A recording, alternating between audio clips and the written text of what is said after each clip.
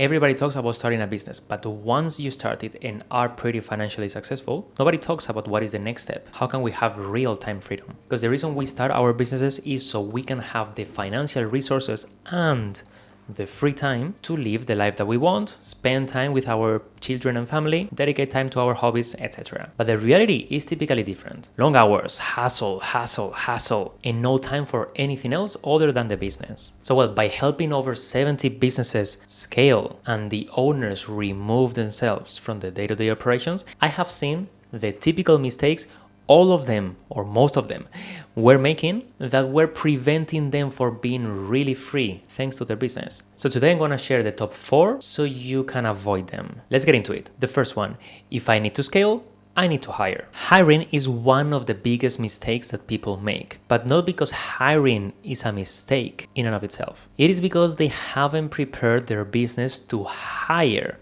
in the first place. I've also been there. I have tried to hire someone without having any systems and processes whatsoever, thinking that that guy will magically make my Facebook ads work. What happened?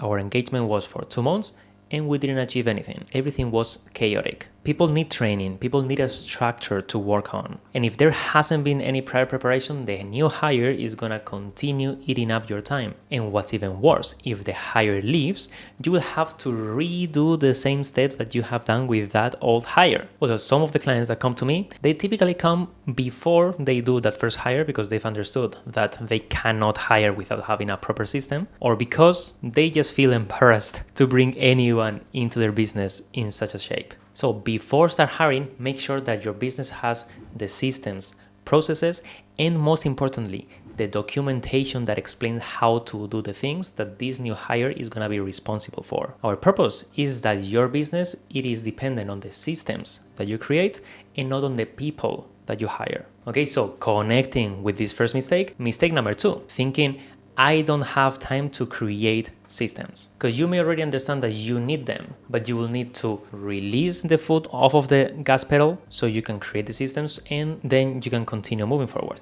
This is like if you're trying to run and you feel that you have a pebble inside of your shoe. You have to stop running, take off your shoe, throw the pedal out, put on your shoe and continue running faster. But in the end, this thing that you say, I don't have time, it is not really that you don't have time. It is because you see creating systems as something very broad, very complicated, and you basically don't know where to start. So there is a lot of friction in getting started. And it is normal because there is a lot of contradictory opinions online about where to start, which systems to create, and so on and so on. So no wonder you don't even want to start this task. But with time, I have identified that some systems provide higher returns than others. And those are the systems that we should focus first. Because okay, let's rewind. You said that you don't have time. Imagine that I tell you that you just need to carve out 3 hours every week for a couple of months to have all the systems that you need in order to start delegating your client fulfillment. I believe you'd carve that time out, right? Because you see the return and you see a path. That is exactly what we help business owners in Systemify. So if your business needs help in creating this kind of systems so you can remove yourself from the day-to-day operations, check out the link in the description of this video to see how you can run a business that is not dependent on you. Now let's go to the third mistake. My company needs me in the day-to-day operations. If now you're thinking that you can't hire because your clients come to you because of you, let's talk about it. Most business owners, including myself in the past, we think that we are essential to the company, that the company has grown because of us. The problem is that this is in fact true, but what is not true is that we are still needed to make the business grow. What we have done as business owners is uncovering the million ways in which this kind of business does not work and found out the one way in which our business works. The service offerings that don't work and the one that does. That's all we've done. And we were indeed needed for that. But once we get to a certain income size, we have already validated that what we are doing works and that there is a demand for it. You don't need to be the one still serving your clients. Because it is not true that your clients want you. Your clients want the process that you have developed that get them the results. It doesn't matter if it's Daniel Canosa who is providing the service or if it's another person. Oh, by the way, I have noticed that only 15% of you watching this video right now are subscribed. I don't know what happens with the other 85%, but if you want to help more people hear about this message of using businesses to free up ourselves, please hit the subscribe button, and that's all I'm gonna ask to you. Thank you. Now to the fourth mistake, and this is a belief. Working 40 hours per week is normal. This one is the one that makes me the angriest. We have been indoctrinated that we need to work 40 hours per week. Based on what? That dates back from the beginning of the century when we were all working in factories in which, at that time, that made sense. The more hours you put, the more pieces you assemble. That made total sense. But we're in 2024. We have technology, we have computers, we have AI, and we can hire more people. So with the right systems and documentation, there is no need at all, unless you want it, to be working 40 hours per week.